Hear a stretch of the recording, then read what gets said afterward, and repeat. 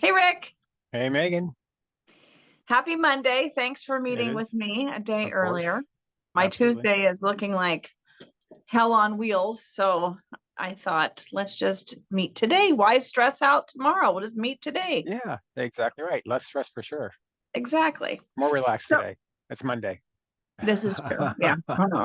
But something came up, and that's how Mhm. we get our topics usually, because something comes up and we're like, you know what? We should talk to people about this. Mhm. Yeah, So, what I wanted to talk about today is using your emotional intelligence in the workplace, in business, and specifically in real estate. So, what brought this up is that I recently worked with someone who was a fellow professional, a peer, and they were very emotional about everything. They would assign an emotion to a contractual obligation, for example. And they were saying how stressed out their client is, and just a lot of that. And I responded and said that, you know, they should try being a stoic leader in the situation, and then maybe their client wouldn't be so stressed out.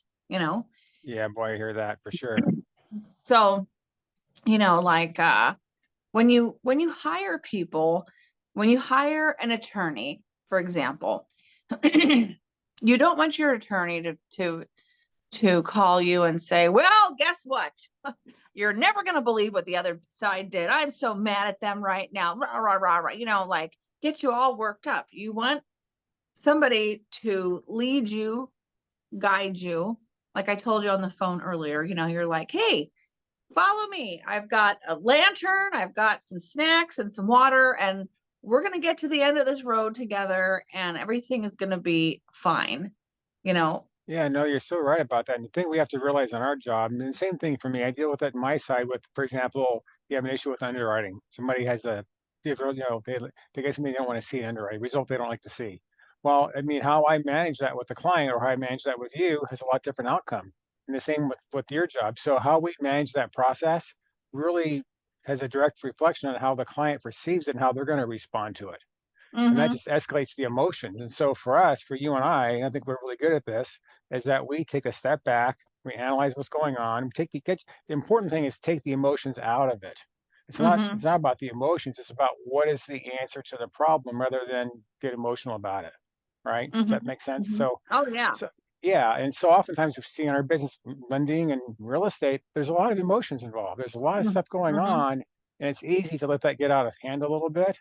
But the real pros in this business never let that happen. They may do that privately for sure, but right. never with their client. Right. They might have a meltdown because your client's already emotional. It's like so stressful. House shopping and offers and repair requests and loan obligations and paperwork and payments and interest rates. I mean, it's a Mhm. lot.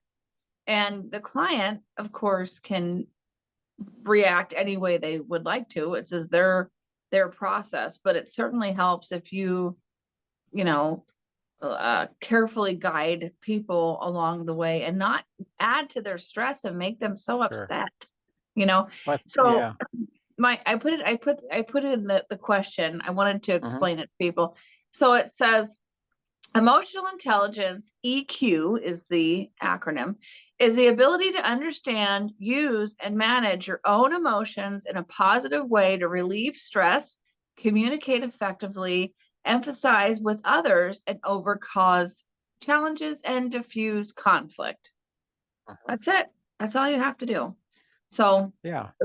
seems pretty simple, but when you're looking for a realtor or a lender or an attorney or a teacher or anybody that you work with in your life, you have to pay attention to what are they mirroring, how are they Hmm. reacting, what's Hmm. their level of, what their behavior's like, because it could kind of make or break you in the next experience that you have with them.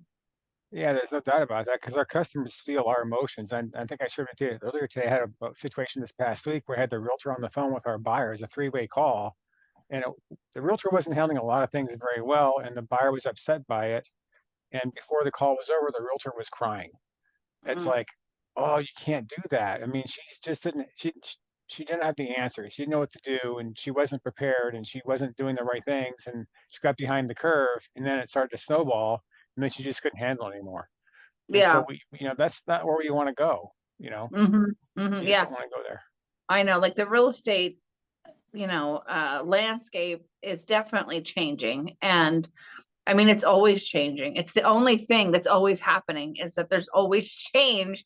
But for real That's for estate sure. professionals, yeah, you really need to know what you're doing. If you're submitting things that are on the wrong form or Oh, incomplete or in some weird way without just like sending a PDF, you're sending some weird other thing. The other realtor is going to look at you like, mm, like, is this the beginning of what could be a nightmare, for the mhm. next month? It's like, so, And typically it is if that's the case. If they're not getting it right on the very basics up front, it doesn't get any better through the process. so Sadly yeah, you speaking. got to keep your cool for Yeah. sure and have your act together. That's for sure.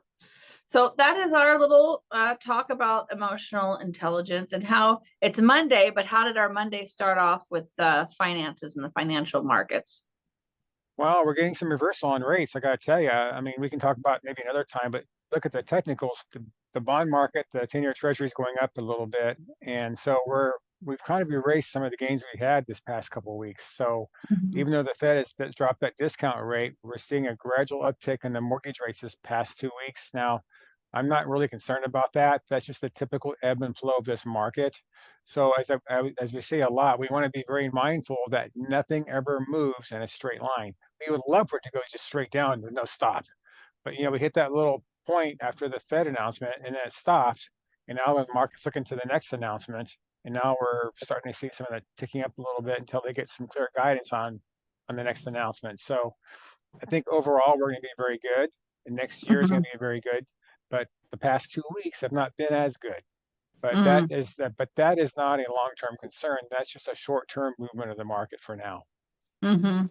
So Mhm. when someone, and the thing is, I want to say about this, I see it a lot. I know we see it a lot, but darn it, do not listen to the news. Don't listen to the media. They don't know. They don't get it. They don't understand it. They Mhm. don't. And I watch the news. I'm like, it's like watching the football with the quarterback. No, don't do that. Don't do that with the quarterback, right? And it's like that's me watching the financial markets. Don't do that, guys. Can't say that. Yeah. So don't do that. It's like watching football, for me. It's like, no, that's the wrong answer. So, Yeah. right. Yeah. It's like, oh, that's why I don't watch the news so much anymore. But Yeah. Good idea. the important thing to know here is we're going to be just fine. It's not going Yeah. to, no meltdown coming. We're going to be just fine. Good. Well, that's what we all want to hear. So, well, good. Well, thank you, Rick, very much. And I will talk to you again next week. Awesome. Thank you. Appreciate you, Megan. Thank you. See ya.